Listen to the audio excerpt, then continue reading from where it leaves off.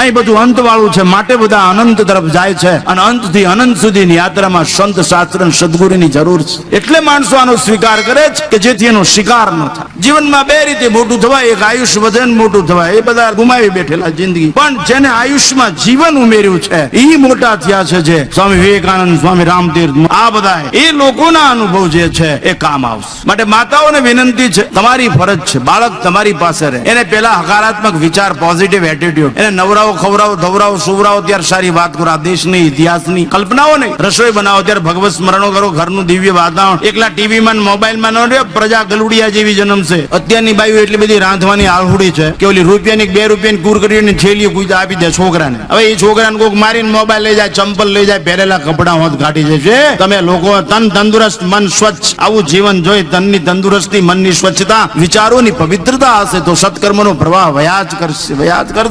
આ બાળકને તમારે પરાવવાનું છે. ઉછેરમાં ફેર છે માટે કાળો કેર છે, વેર વાળશે. એ વૃદ્ધાશ્રમોમાં મૂકી આવશે તમને.